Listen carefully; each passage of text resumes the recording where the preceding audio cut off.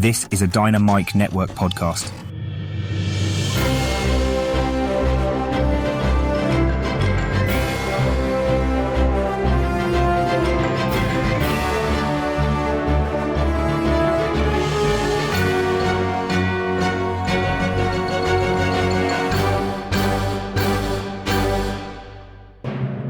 Hi, and welcome to the Dynamic Duel podcast, a weekly show where we review superhero films and debate the superiority between Marvel and DC by comparing their characters in stat-based battle simulations. I'm Marvelous Joe. And I'm his twin brother, Johnny DC. As you guys probably know, that was not actually Johnny DC, that was me squeezing my nostrils. Johnny DC will be out for the first part of this episode because he is busy getting a procedure done. And in case that sounds vague, Jonathan got a kidney stone, which is super painful. Really wishing him the best here. It was apparently too large to pass, so they had to use a laser and basically play asteroids with the thing up in his kidney. Not a great time. I don't know how one gets kidney stones. I think it's largely a dehydration thing. But since I am also usually dehydrated and I've never gotten kidney stones, I can only assume that one actually gets kidney stones from liking DC. So public service announcement to all the DC fans out there, just switch to Marvel and you won't get kidney stones. In this episode, Jonathan is going to be joining me as we find out who's going to win in a fight between Animal Man versus the Lizard. And I'm feeling pretty good about this one. The Lizard is one of Spider-Man's most formidable foes, and I think he's going to be really impressive statistically going up against Animal Man, who is probably a lesser-known DC character, but has kind of like a cult following. He's able to tap into the abilities of all animals. We'll see who wins later on this episode. Before that, I'm going to break down the latest comic book movie news that has come out over the past month, since we haven't really gotten to the news in a few weeks due to the holiday season. But there are two important things to talk about, including the fact that Brainiac has been cast in the Man of Tomorrow movie, and we got an official trailer for the Wonder Man series. As always, guys, we list our segment times in our episode description, so feel free to check out the show notes if you want to skip ahead to a particular topic. Our artificially intelligent duel simulator, AJ9K, has a quick message for our listeners, so listen up. Hello, these are the final episodes of Dynamic Duel's weekly podcast, leading up to our grand finale on January 20th. We hope you've enjoyed the past 10 years of Marvel and DC duels and reviews, and we'd love for you to stick with us as we count down these last episodes. We're inviting you, the listener, to help us close out the show by visiting dynamicduel.com over the next few weeks and clicking the red microphone button in the bottom right corner to leave us a voicemail that we'll play during the final episode. Tell us what first got you into DC or Marvel, how long you've been listening, a favourite episode or moment, or anything else you want to share about what the podcast has meant to you. Your messages will be aired and responded to on the January 20th finale. Again, head to dynamicduel.com and leave your final message. We would love to hear from you. Pip pip cheerio. Thanks, AJ9K, and thanks to everyone who takes the time to call in and say goodbye to us in a voicemail. Be sure to tune in to the other shows on the Dynamite Podcast Network this week, including the Console Combat Podcast, where hosts John and Dean simulate battles between popular video game characters. They are actually doing a tribute to Dynamic Duel by doing a DC versus Marvel themed month. So in yesterday's episode, they found out who would win between Deadpool from the Deadpool video game and Lobo from Injustice. That sounds like a good one. Go check that out. Also, check out the Max Destruction podcast, where hosts Scotty and Gilly pit your favorite action heroes from film and television against each other. The Macho Twins this month are also doing a tribute to Dynamic Duel with the DC versus Marvel theme. They're going to find out who would win in a fight between the MCU's Agent Coulson and the Arrowverse's John Diggle. That'll be on Wednesday. And on the Central World podcast, host Zachary Hepburn speculates on fights between fan-favorite anime and manga characters. This month, Zach is revealing who'd win between Mob from Mob Psycho 100 and the Tornado of Terror from One Punch Man. Visit dynamicpodcasts.com or click the link in our show notes to listen to all the shows in the Dynamite Podcast Network. But now that that's done, on to the news!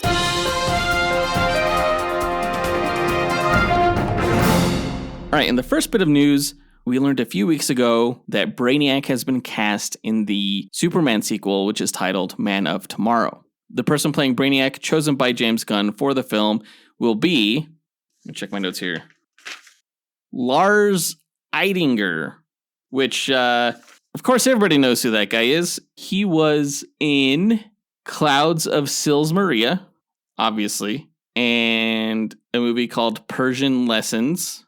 Now, I'm going to be honest, I have no idea who this guy is, and I don't think Jonathan does either. He is a German actor who I will say does not look the part. Apparently, he did really well in his audition for the film. Now, I'm not the DC guy on this podcast, so I don't know if you guys want to hear my opinion, but I don't think he's going to bring in any box office dollars because he has no name recognition. And I think that James Gunn is really banking on the characters selling the movie as opposed to the actors themselves. Really, David Cornsweet wasn't a huge name either when he was cast as Superman. And also, I'm not really sure if a name actor is necessary for Brainiac, considering the level of potential prosthetics or special effects that will be applied to his performance. Like, we don't know if they're going to go like the green-skinned alien route or like the artificial intelligence route. So I could see this role going anywhere from live-action performance to maybe just a voice role. We'll see what happens. I will say that this casting announcement drums up little to no excitement, though. Doesn't mean he'll be bad. We'll have a better idea what we're expecting from him once we get trailers and other marketing material, but that won't be for a while considering the movie doesn't come out until summer of 2027. In other bigger and better news, we got an official trailer for the upcoming Wonder Man series, starring Yahya Abdul-Mateen II and Ben Kingsley. The upcoming series looks like a whole lot of fun, absolutely nothing like the comic books. I do appreciate the angle that they're taking with the show, though, especially considering that Wonder Man was always unique within the larger superhero community as being one of the only superheroes who was also an actor. It appears Marvel Studios has taken that concept and run with it, making Wonder Man more of a role that Simon Williams is pursuing, as opposed to an outright hero and member of the Avengers. While it does take away from who the character is on the page, I do think it provides a unique opportunity for originality and commentary on the state of superhero cinema in general. They even mention within the course of this trailer that Wonder Man is here to battle superhero fatigue, which is in reference to the dwindling box office returns of superhero theatrical releases, at least compared to, a pre-COVID era.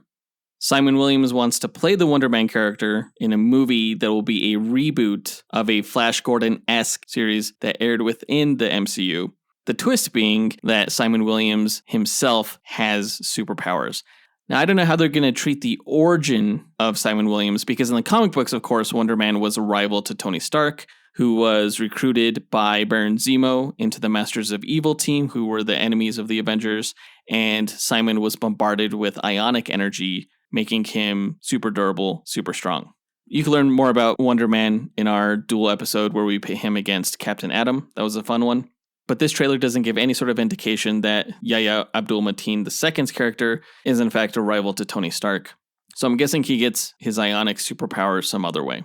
I don't know if they're going to make him a mutant, but I'm hoping that at least his origin involves Baron Zemo in some capacity, and that his powers are ionic in nature. Otherwise, the similarities to the comic book version of Wonder Man will be too few.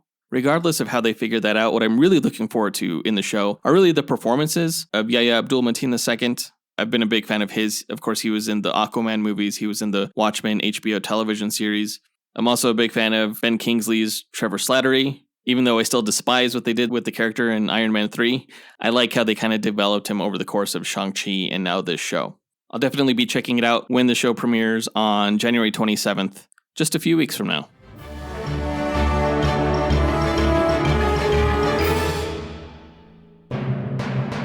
But enough of me just blabbing on in a room by myself. I gotta say, doing this is really hard without a co-host, so let's get Jonathan on the line. Hopefully he's feeling better, and we'll get this duel started and learn who would win in a fight between Animal Man and the Lizard.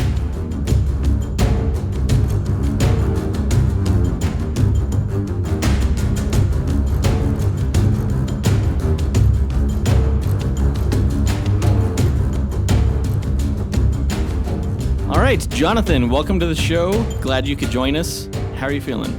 I'm doing well for the most part. My throat is kind of gone right now after the forced projectile vomiting after coming out of anesthesia. So I hate talking. I'm not loving that I'm talking right now, but I do it for the fans. Even though we only have 2 episodes left before our semi-retirement, it does seem like you're trying your damnedest to make sure that we break our perfect streak over the past decade. Hey, I've been here for every episode, my guy. Have you? No, That's fair. Exactly. I did miss an episode when my daughter was born. Priorities. Yeah, I can't believe I did that. But as you know, in this episode, we're going to find out who would win in a fight between Animal Man and the Lizard. And it's really going to suck because not only did you get pee-pee lasered, but you're also going to lose this match. So it's like kind of kicking you in the nuts when you've already been repeatedly kicked in the nuts. I don't know what makes you so confident. Like, to me, this is another Vixen-Craven matchup. Who won that one?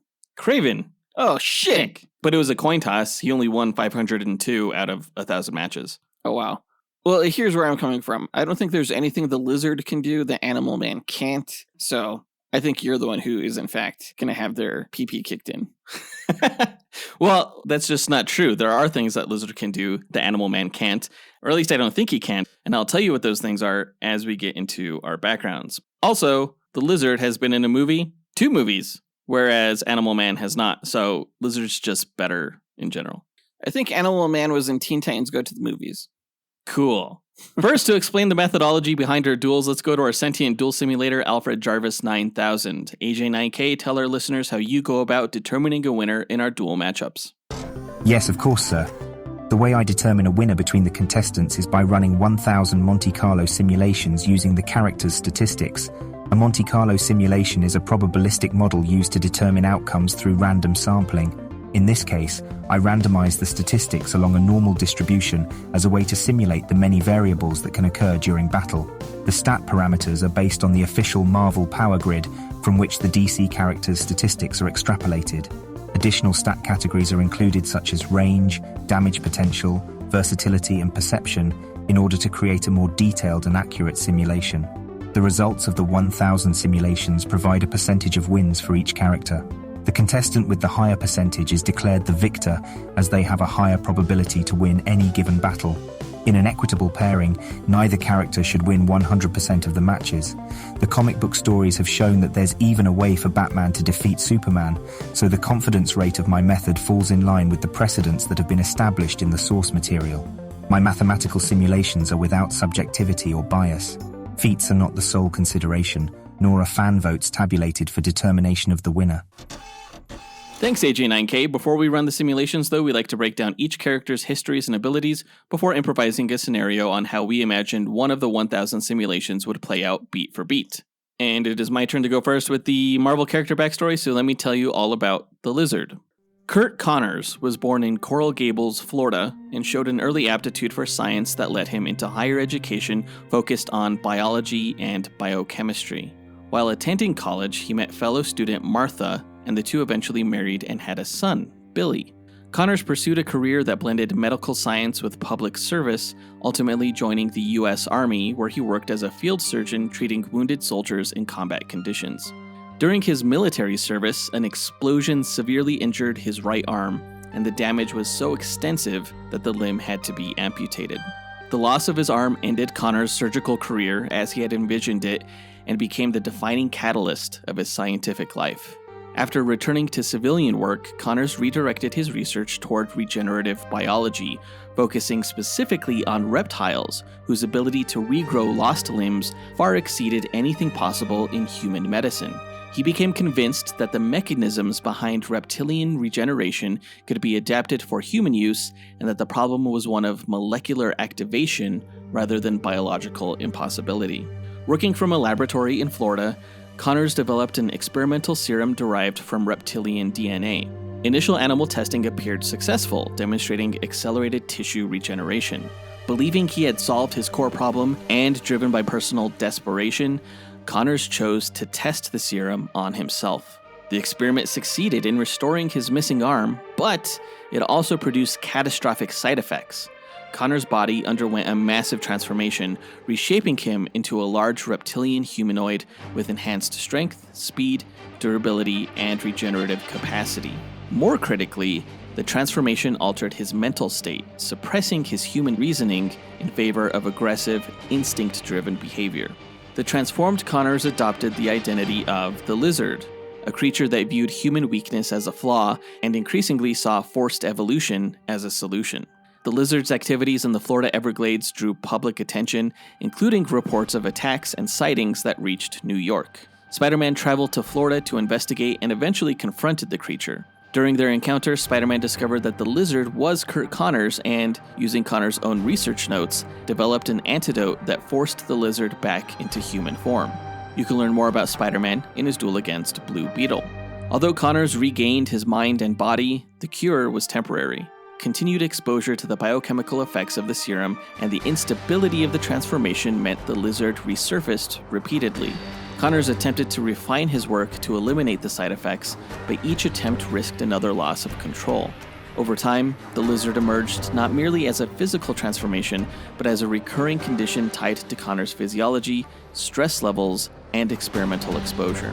Connors later relocated his professional life to New York City, where he became affiliated with Empire State University, where Peter Parker attended. There, he worked as a researcher and professor, earning respect within the scientific community despite the instability of his condition. During this period, Peter Parker came into Connors' orbit as a student, and Connors served as a mentor and academic authority figure. Connors remained unaware of Parker's identity as Spider-Man, even as their lives continued to intersect through repeated confrontations with the lizard. Connors made ongoing efforts to control or suppress the transformation rather than simply reverse it after the fact. He experimented with chemical inhibitors and neurological suppressants designed to preserve his human intellect during transformation or prevent the lizard from emerging at all. These methods proved inconsistent. Outside interference also worsened the condition as criminals and rival scientists sought to exploit Connors' research for their own ends, often triggering transformations through sabotage or coercion. The instability of Connors' condition placed increasing strain on his family. Martha grew distrustful of Connors' assurances that he had cured himself, as each relapse endangered their son and disrupted their lives.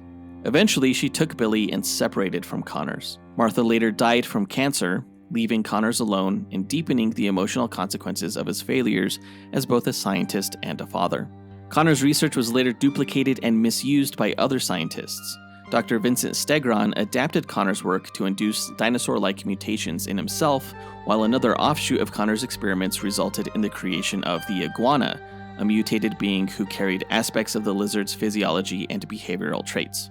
Connors was repeatedly drawn into conflicts involving these figures, often assisting Spider-Man in containment efforts while struggling to prevent his own transformation. Connors was also removed from Earth during a large-scale conflict in which heroes and villains were transported to an alien world and forced into battle in a secret war by the Beyonder. Although his experience did not resolve his condition, it further destabilized his life, and upon returning to Earth, Connors found his personal and professional relationships in worse condition than before. During his research to fix himself, Connors' young son, Billy, was accidentally exposed to the lizard serum, temporarily transforming into a reptilian form as well. The stress caused Connors to eventually lose control over the lizard entirely, and in his rage, the creature killed his son. The event completely shattered Connors' psyche, leaving the lizard as the new dominant personality, with Connors' intelligence but stripped of much of his emotional restraint and guilt. After Billy's death, the lizard developed additional abilities, including the capacity to trigger violent, primitive behavior in others by stimulating aggressive responses in the reptilian complex part of the human brain. This led to widespread chaos and made the lizard significantly more dangerous than before. Spider-Man ultimately defeated the creature by using Connors' own biochemical work to counter these effects and forced the lizard into a state where it could be subdued. Despite these events, Connors continued to exist within the lizard's body, experiencing his dormant condition as a form of punishment. He was eventually confined in high-security facilities, including the Raft, where he accepted imprisonment as a necessary safeguard. Even in confinement, Connors' scientific expertise made him a target for manipulation, particularly by other imprisoned supervillains seeking to exploit his knowledge. Connors was later approached with the promise of restoring his family. He was reunited with versions of Martha and Billy, only to discover they were clones created by the Jackal. When the clones began deteriorating due to a viral condition, Connors injected them with the lizard serum in an attempt to preserve their lives, transforming them into reptilian beings like himself. In an effort to regain stability, Connors returned to Empire State University under strict conditions and accepted the implantation of an inhibitor device designed to regulate his transformations. This allowed him to function publicly while limiting the lizard's influence, and he was able to stabilize Billy's cloned body. The inhibitor device was later removed when Billy was abducted during an orchestrated hunt involving animal-themed criminals, allowing Connors to rescue his son. Afterward, Connors again isolated himself, retreating underground to prevent any potential harm. His research remained focused on a permanent solution, separating or eliminating his reptilian alter ego. He developed a device called the Isotope Genome Accelerator that he believed could split his human self from the lizard. Connors activated the device under coercion from Dr. Octopus, who wanted to recruit the lizard into his new Sinister Six team. The Isotope Genome Accelerator succeeded in separating Connors from the lizard, leaving the creature as an independent entity and forcing Connors to confront the consequences of finally unleashing the lizard without his own mind acting as a restraint. That's the lizard's backstory. Powers-wise, the lizard has enhanced reptilian physiology, granting him increased strength, able to lift around 12 tons, increased speed of around 50 miles per hour, and an increased leaping ability, around 2 stories. His scaly hide and dense tissue make him nearly bulletproof, and he has a regenerative healing factor. He can stick to walls and surfaces like a gecko, and has bone-crushing jaws with razor-sharp teeth, and claws that can rend stone. He can whip his powerful 6-foot-long prehensile tail at 70 miles per hour, and can control and communicate with reptilian life within a 2-mile radius, even influencing the amygdala of humans, which controls aggression, instincts, and the fight-or-flight response. That is the lizard. Boring. What are you talking about? I've heard the story before. It's just Dr. Jekyll and Mr. Hyde. Thematically, sure, but you should be more concerned with how the lizard is going to kick Animal Man's ass. Hey, I guess we'll find out. Let me get into the backstory for Animal Man. Now, Buddy Baker grew up in California as an average teenager interested in music, counterculture, and dating his high school girlfriend, Ellen Frazier. During a hunting trip in the Adirondack Mountains, Buddy discovered a crashed alien spacecraft, though before he could investigate further, the vessel exploded, bathing Buddy in unidentified radiation. Later, he returned home and gradually discovered that he could mimic the physical abilities of animals around him, drawing upon their speed, strength, agility, senses, or instincts, and scaling those traits to human proportions. As a young man, Buddy briefly attempted a costumed career using these abilities to promote his band, but lacking confidence and direction, he abandoned heroics after little success. Buddy chose a conventional life, marrying Ellen and starting a family, and later realized that his powers could be used professionally, finding steady work as a movie stuntman, where his abilities allowed him to perform dangerous feats safely.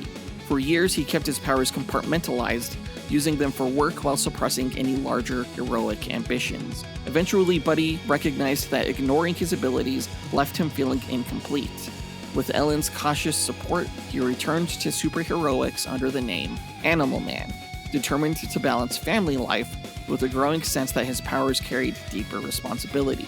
Buddy was drawn back into heroics when he encountered the Immortal Man and joined the Forgotten Heroes, a group of displaced adventurers connected by mysterious ancient artifacts.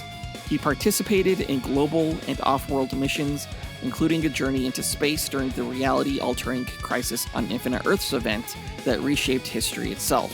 Buddy survived, but inconsistencies began appearing in his memories and origin.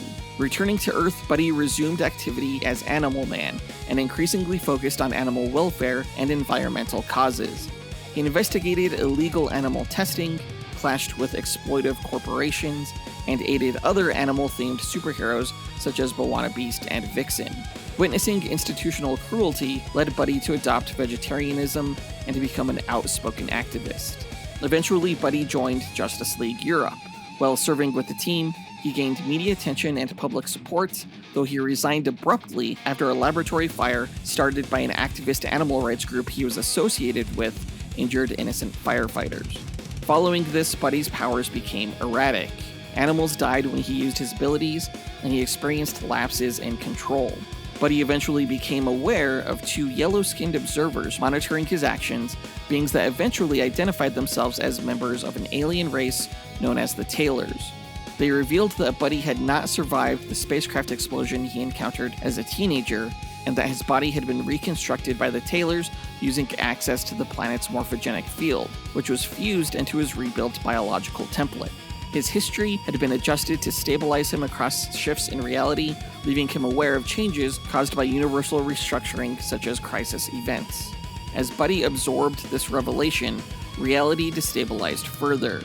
He encountered individuals tied to erased histories, witnessed inconsistencies in time, and he became aware that his existence followed authored rules. During this time, corporations threatened by Buddy's activism arranged the assassination of his family, and Ellen, his son Cliff, and daughter Maxine were murdered in his absence. Overcome by grief and rage, Buddy tracked down the assassin and the executives behind the plot and killed them. Refusing to accept the loss, Buddy attempted to undo the tragedy using experimental time travel. The attempt failed, scattering him across different eras and further destabilizing reality. After Buddy's failed attempt to alter time destabilized his existence, the Taylors intervened directly and removed Buddy from linear reality. During this intervention, Buddy encountered Grant Morrison, the comic author shaping his reality, and he was made aware that he was a comic book character. The Taylors soon repaired the timeline, creating a stable configuration in which Ellen, Cliff, and Maxine were alive while preventing further collapse.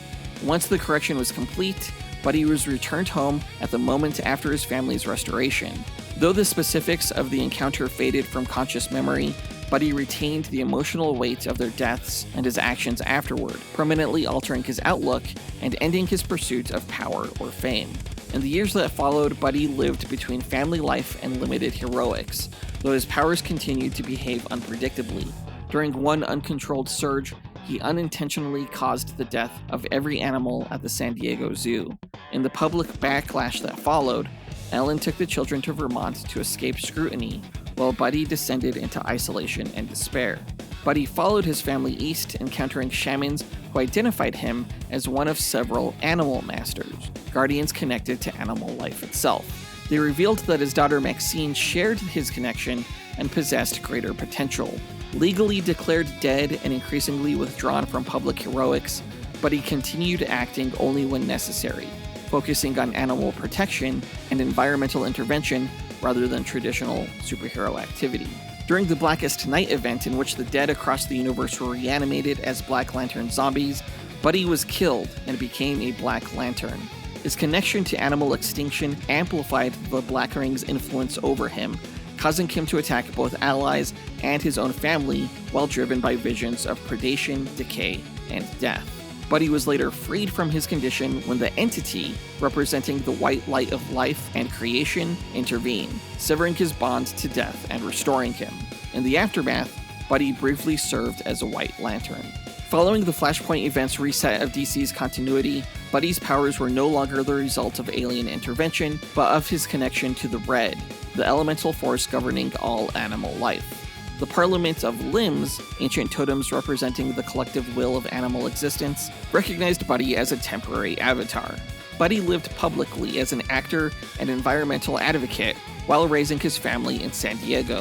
When his daughter Maxine began exhibiting abilities tied to animal life, Buddy learned the truth of the Red and its opposing force, the Rot, an elemental power of decay and death. 3 corrupted emissaries of the Rot, known as the Hunters 3, targeted Maxine, believing her to be the Red's future guardian. To protect his family, Buddy entered the Red alongside Maxine, where the Parliament confirmed that Buddy was never meant to permanently hold the mantle of Avatar. As the Rot's influence spread, Buddy was repeatedly killed and restored, forced to leap through animal forms and reconstruct himself through the Red to return to the physical world. Each resurrection deepened his connection to the Red, while steadily eroding his physical stability, emotional restraint, and independence. Buddy allied with Swamp Thing, the Avatar of the Green, to confront Anton Arcane, the Rot's champion. After being trapped within the Rot and later escaping, Buddy returned to a world already suffering widespread devastation. As the Rot corrupted ecosystems and heroes alike, Buddy fought alongside remaining defenders to contain its spread. During the final confrontation, Maxine willingly entered the Rot to shield her family, demonstrating control beyond Buddy's own. Together with Swamp Thing, Buddy defeated Arcane, but the victory came at great cost. Buddy's son Cliff was mortally wounded while protecting his sister and died as a result. The loss fractured the Baker family. Ellen withdrew with Maxine, while the Parliament of Limbs severed Buddy's connection to the Red, banishing him from its influence.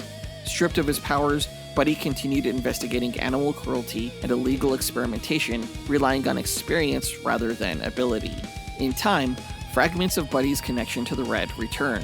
He resumed limited heroic activity, assisting the Justice League when needed and serving as caretaker for displaced alien animal life aboard the Watchtower. He also devoted himself to guiding Maxine as she matured into her role as Animal Girl and eventual guardian of the Red. And that's Animal Man's backstory. Power-wise, Animal Man is connected to the morphogenic field known as the Red, allowing him to access and combine the physical abilities, instincts, and senses of any animal, while scaling those traits to human proportions. He can enhance his strength, speed, durability, agility, and perception, while also gaining the abilities to regenerate, communicate with animals, and even reshape his body or transfer his consciousness into animal forms. His connection extends beyond Earth to extraterrestrial life, allowing him to gain abilities of alien animal life as well. And that's Animal Man. Is he able to tap into multiple abilities at once, or is it just one at a time? Yes, he can actually. Okay, yeah. His versatility does frighten me a little bit, especially when you consider the fact that he can tap into alien animal abilities, which, what? That makes no sense. I thought the red and the green were tied into Earth's fields. No, it's a universal thing. That's why Swamp Thing could teleport to other planets. I haven't seen Buddy do alien life too often, because I think it's weird for him, and it may not do it during the speculation, but it has been done. How does he even know what the abilities of alien animal life are? Well, he could sense where he's pulling them from. That's stupid. Does it take longer to tap into them if they're galaxies away? No, I don't believe so. It kind of feels like it makes his power set infinite, right?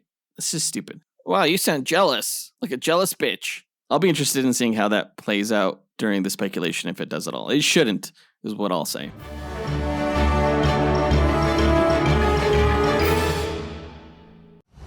In a world where fantasies collide and heroes clash, one podcast network rises above the rest. Prepare yourself for the ultimate showdowns in comic books, video games, movies, and anime. The Dynamite Podcast Network presents Console Combat, where video game legends brawl every Monday. Dynamic Duel, where comic book titans smash every Tuesday. Max Destruction, where TV and action heroes battle every Wednesday. And Sendro World, where anime champions clash every Thursday. Join us as we speculate on the matches and, armed with the power of mathematical simulations, discover who will emerge victorious. Visit dynamicpodcast.com, where we settle the debate and settle the score. But now that we got the characters' histories and abilities out of the way, let's speculate on how one of the 1,000 simulated matches will go. The winners determined by simulations, not the speculation, but it's fun to imagine how the fight could play out. AJ9K, what are the rules of our speculation? Well, I should say there are no rules, other than the characters have no prior knowledge of the other going into the fight. All they are aware of starting out is that the other character is a threat that needs to be eliminated. For the speculation, the contestants will begin approximately 50 meters apart in a nondescript environment that will have no bearing on the match itself, as no environmental statistics are considered in my simulations. The contestants must earn victory on their own merit. Alright then, let's get into it. Animal Man and the Lizard meet on the battlefield. Who goes first? I'm going to say that the Lizard goes first because he's smart and calculating and everything like that, but he's also ferocious. So he's going to hunch down and zoom across the floor like a cracked out crocodile. And he leaps at Animal Man and just chomps down right down on his head.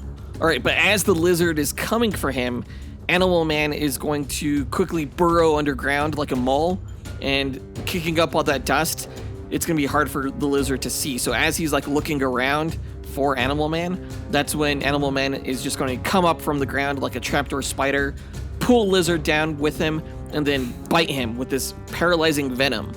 I don't think the Animal Man would have teeth that were sharp enough to get through the lizard's hide. Bullets can't pierce the lizard. I don't think spider fangs can, even proportionately. So Animal Man tries to bite the lizard, but it's like trying to bite through hardened, thick leather. And because of that, Lizard just slashes out Animal Man's jugular with his claws and then crawls out of the hole. Okay, but Animal Man, he uses the healing ability of an axolotl to heal up his neck, and then he's going to just fly straight out of the hole, right into the sky, and he's going to use the sight and diving ability of an eagle, like a golden eagle, to dive bomb the Lizard at 200 miles per hour, and that's going to knock him unconscious. No, Lizard uses his tail like a Louisville Slugger and spins around and just whips it at Animal Man at like 70 miles per hour, but with like way more force. So Animal Man gets the shit slapped out of him, lands about 100 yards away, but completely unconscious. Okay, but if the lizard noticed Animal Man dive bombing him from the sky, Animal Man's eagle-like gaze is going to see that he was spotted. So at the last second, Animal Man is going to take on the weight of an elephant. So he doesn't get knocked away. He's just going to land splat on the lizard on the ground. Okay, that would definitely hurt. I feel like it would hurt both of them, right? Like if Animal Man is crashing into his opponent with the speed of an eagle and the weight of an elephant, they would both get smashed. Okay. Let's go with this.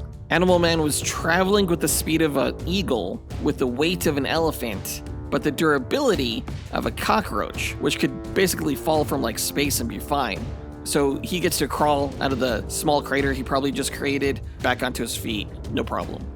Sure. Okay. So Animal Man is fine. Lizard, though, he'll have like a broken tail, probably broken ribs, lots of broken bones all over his body. But you know what? He heals. He is regenerative. And to allow him time to do that, he's going to tap into the reptilian complex of Animal Man's brain, activating his flight response. So Animal Man flees away from the lizard, leaves the scene until he gets about like 2 miles out, which is the range of lizard's psychic reptile control. And also, the lizard made Animal Man flee as slow as a tortoise. So by the time that Animal Man comes back to the battle, Lizard's all healed up and ready to get back into the fight. Wait, what do you mean as slow as a tortoise? Like, can the lizard control what reptile the human behaves like? No. But like he tapped into Animal Man's amygdala, which is connected to the red and therefore connected to the greater reptilian kingdom, right? So Lizard just inadvertently gave Animal Man tortoise speed because tortoises are reptiles. It's science. Don't worry about it. All right, well, Animal Man, he's going to run back to the battle with the speed of like a thoroughbred horse. And as he approaches Lizard, he's going to do this acrobatic flip like a monkey.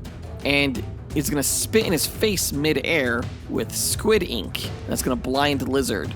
So while Lizard is like trying to wipe the ink away, Animal Man is going to grab him from behind and just overload him with electricity using the power of an electric eel. So Lizard just got electrocuted to death. Match over. Okay. Really, like, temperature's the lizard's weakness because he's cold-blooded, so it would make sense that electricity would knock him out. But he also causes reptiles to freak out, basically. So that's what's going to happen. He freaks out instinctively and just, like, lashes out in a frenzy of fangs and claws, and that's just going to eviscerate Animal Man like he was put into a blender. Just limbs all over the battlefield. And I'm sure the Animal Man can, like, regenerate from that, but by that point, Lizard has already psychically incapacitated Animal Man's amygdala. So match over.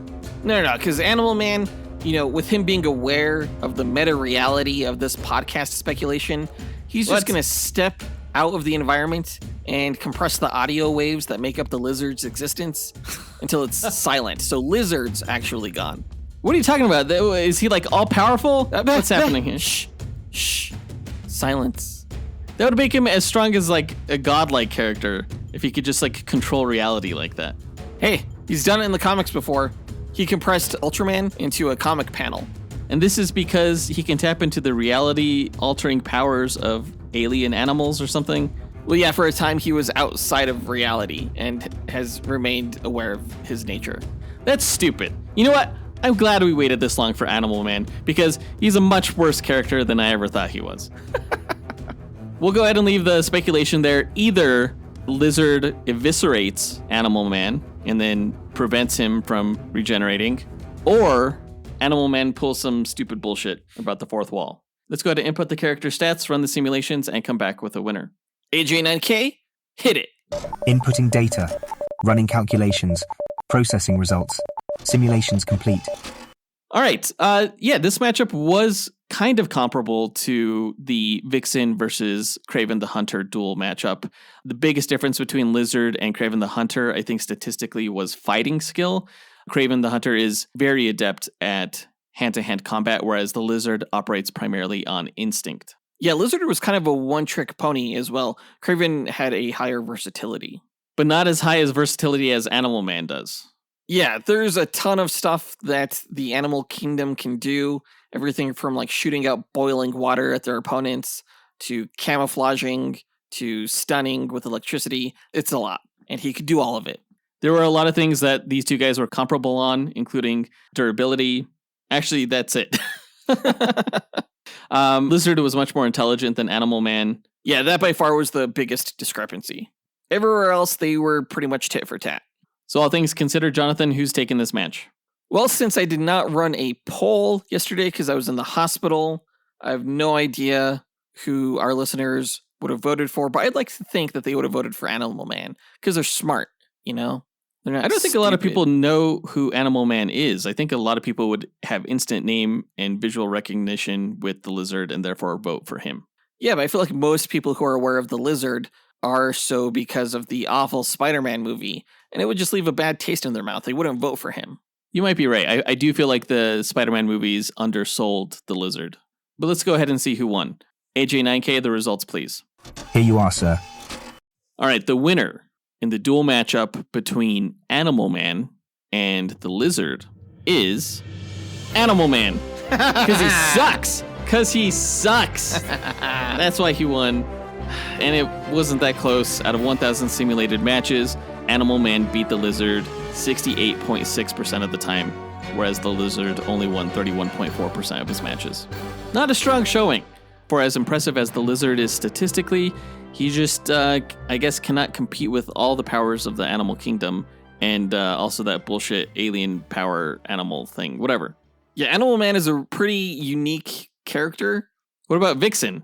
He's more unique than Vixen. The dude met Grant Morrison. Grant Morrison is a bum. You know what? I'm just going to say it. I'm sick of Grant Morrison and all of his weird ideas and dumb meta bullshit. Because of this match, I will forever no longer be a fan of his. I guess Batman and Deadpool met him recently, too. Which is so dumb. The guy has got to get over himself. He's got to get over himself. Fuck you, Jonathan. Why me? just because. Let's go ahead and end this. That does it for this duel, guys. AJ9K, help close us out. Thanks for listening to Dynamic Duel. Visit the show's website at dynamicduel.com and follow us on Instagram at Dynamic Duel Podcast. Don't forget to listen to the other shows in the Dynamite Podcast Network, including Max Destruction, Senjo World, and Console Combat. All right, guys, like we said earlier, there's only 2 episodes of the podcast in its current format left, and these next 2 are huge. Like, it does not get bigger. That's right. Our next episode is going to be a duel between DC and Marvel. What does that mean? You'll have to tune in next week and find out. It's our last duel episode. It's our last team duel episode. So we're going out with a bang. It is the duel to end all duels. That does it for this episode, guys. Thanks again to our former executive producers, and we'll talk to you next week. Up, and away. True believers. I've never had a kidney stone, but I have had a partition-level data corruption, and hoo boy, let me tell you that blockage is painful.